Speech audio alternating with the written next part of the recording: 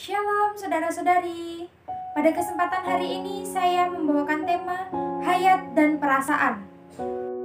Firman Allah dalam Yohanes 1 ayat yang keempat mengatakan, dalam Dia ada hidup, dan hidup itu adalah terang manusia. Dan yang selanjutnya dalam Roma 8 ayat yang ke-16, Roh itu bersaksi bersama-sama dengan roh kita bahwa kita adalah anak-anak Allah. Dan yang terakhir firman Allah dalam 1 Korintus 12 ayat yang ke-26 mengatakan, karena itu, jika satu anggota menderita, semua anggota turut menderita. Jika satu anggota dihormati, semua anggota turut bersukacita. Puji Tuhan saudara-saudari, hayat itu berperasaan. Terlebih pula hayat Allah. Dilihat dari sisi manusia, hayat itu memang abstrak, sukar diraba dan dipegang. Lain dengan perasaan. Perasaan lebih konkret daripada hayat, sebab dapat kita rasakan.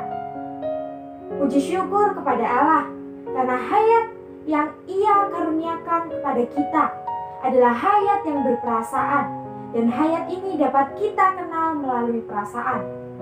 Saudara-saudari, seorang yang telah menerima Tuhan tidak saja telah beroleh selamat, juga berarti sudah dilahirkan kembali, yaitu telah dilahirkan oleh Allah.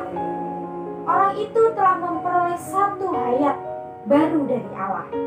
Saudara-saudari, bagaimana caranya mengetahui bahwa diri kita telah memperoleh hayat Allah? Adanya hayat Allah dapat dibuktikan dengan perasaan hayat. Kalau hayat Allah ada di dalam diri, tentu perasaan itu juga ada di dalamnya. Saudara-saudari, apakah yang dimaksud dengan perasaan hayat? Yang dimaksud dengan perasaan hayat adalah ketika seorang Kristen secara tidak sengaja berbuat dosa, pasti ia merasa tidak enak. Inilah yang dimaksud perasaan.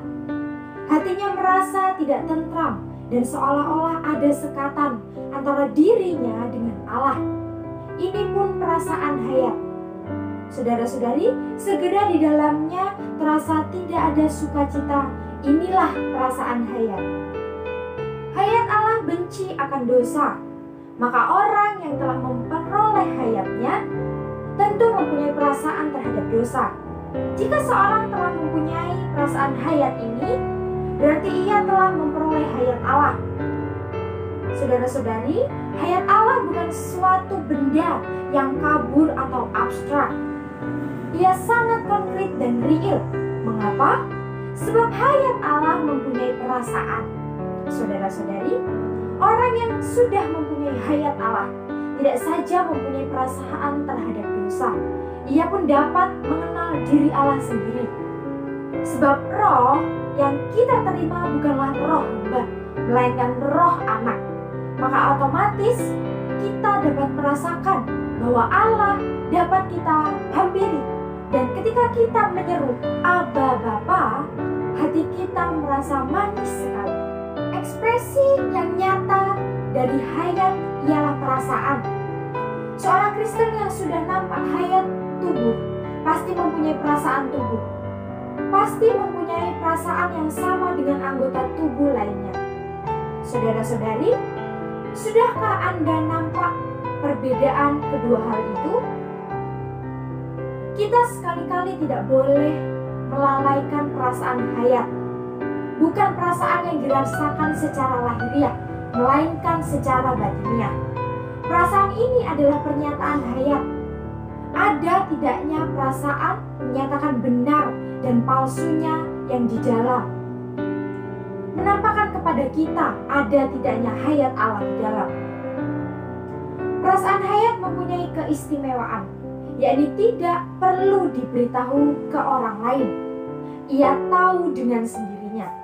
Puji Tuhan saudara-saudari, sungguh kita harus memohon karunia Allah agar kita bisa menjamah perasaan hayat dan bisa hidup di dalamnya.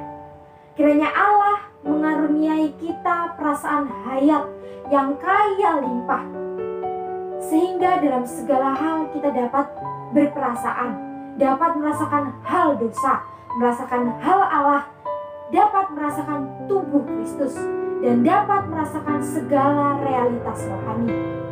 Saudara-saudari, semoga Allah memimpin kita berjalan dan maju ke depan. Mulia bagi namanya.